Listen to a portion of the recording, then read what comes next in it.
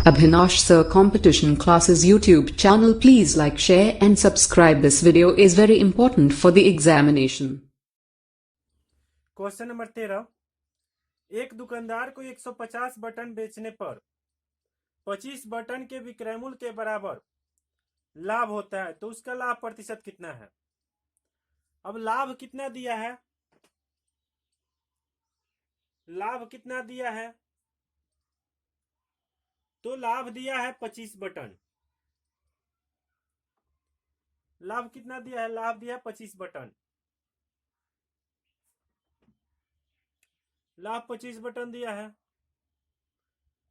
लाभ कितना दिया है, लाभ दिया है 25 और विक्रय मूल्य कितना दिया है 150 बटन बेचने पर, यानी विक्रय मूल्य है, बेचने पर मतलब क्या हुआ, विक्रय मूल्य। विक्रय मूल्य कितना दिया है, विक्रय मूल्य 150 दिया है। अब देखिए लाभ प्रतिशत निकालना है, तो विक्रय मूल्य दे दिया है और लाभ दे दिया है। अब क्या चाहिए मुझे, क्रय मूल्य चाहिए। तो क्रय मूल्य बराबर क्या होता है, क्रय मूल्य, क्रय मूल्य बराबर क्या होता है, क्रय मूल्य बराबर होता है विक्रय मूल्य माइनस लाभ।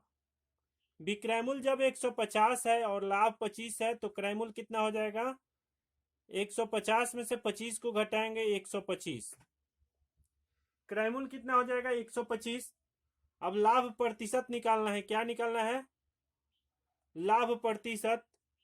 तो लाभ प्रतिशत बराबर क्या होता है, लाभ प्रतिशत बराबर क्या होता है, लाभ गुना 100 बटा क्रय मूल्य। लाभ गुना 100 बटा क्रय मूल्य, तो लाभ कितना है 25 है, 25 गुना 100 और नीचे क्या होगा, क्रय मूल्य कितना है 125 है, 125 है, क्रय मूल्य कितना है 125 है। अब क्या करेंगे, 25 को 125 से काट देंगे 5 बार में,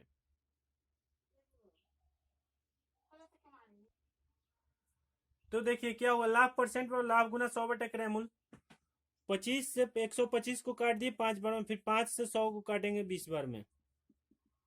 लाभ परसेंट कितना हो गया 20%। लाभ परसेंट कितना हो गया 20%। देखिए फिर से इसको समझाते हैं।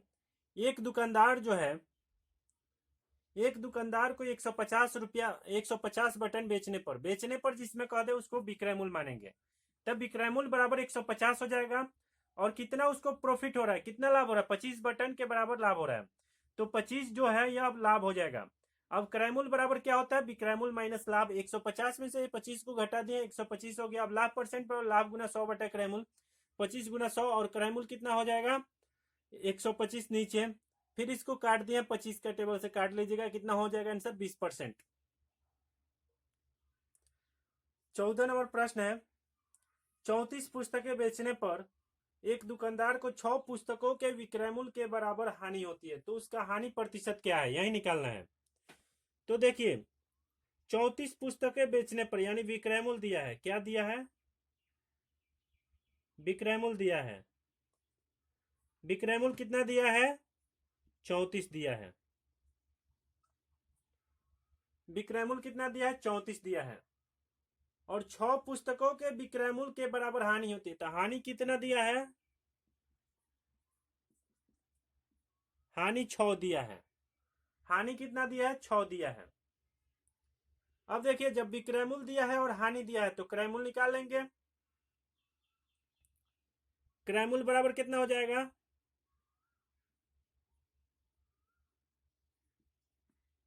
क्रय मूल्य बराबर, क्रय मूल्य बराबर क्या होता है, जब देखिए जब विक्रय मूल्य दिया रहेगा और हानि दिया रहेगा, जैसे मान लीजिए कोई वस्तु,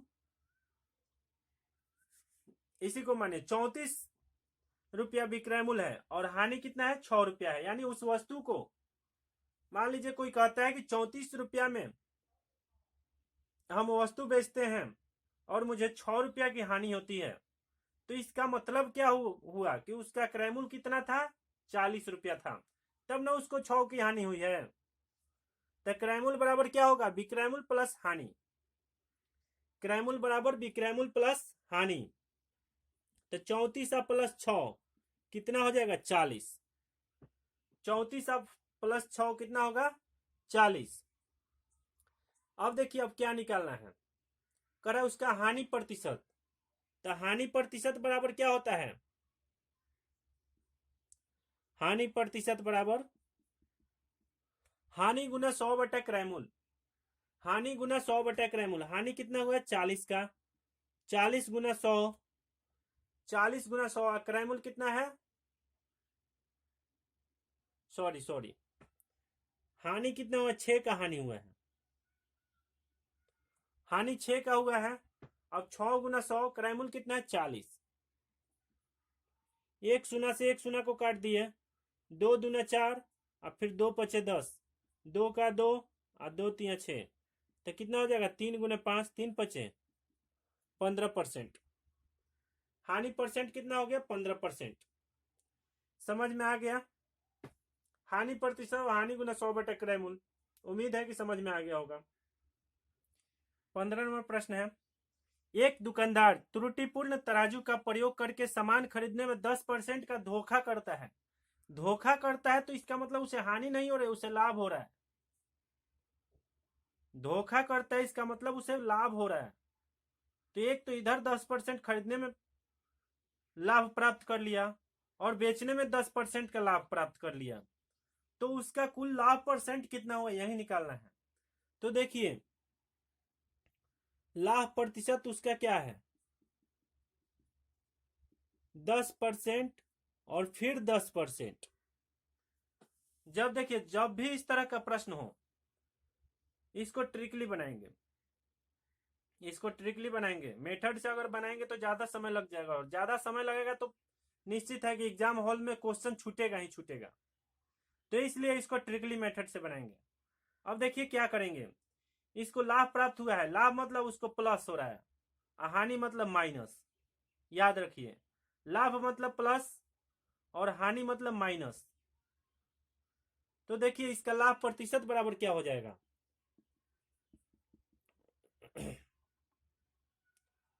लाभ प्रतिशत बराबर इसका क्या हो जाएगा, 2 बार 10 10 करेंगे, 10 प्लस 10, फिर प्लस होगा 10 प्लस 10, फिर प्लस 10 गुना 10 बटा 100। एक बार जोड़ेंगे, एक बार गुना करेंगे, उसके बाद 100 से भाग दे देंगे। एक बार जोड़ेंगे और एक बार गुना करेंगे, उसके बाद 100 से भाग दे देंगे। चलिए इसको काट देते हैं, 2 जीरो से 2 जीरो कट गया। 10 10 कितना होता है 20 और प्लस 1, 20 और प्लस 1 कितना हो जाएगा 21% लाभ। लाभ प्रतिशत कितना हो गया 21%। तो समझ में आया, जब भी इस तरह का प्रश्न रहे, एक दुकानदार जैसे कि दिया है खरीदने में 10% और बेचने में 10%, तो इस तरह का प्रश्न रहे, अगर दोनों स्थिति में लाभ ही हो तो उसको प्लस करते हैं, अगर हानि रहेगा तो माइनस करते हैं। चलिए अगला क्वेश्चन बताते हैं।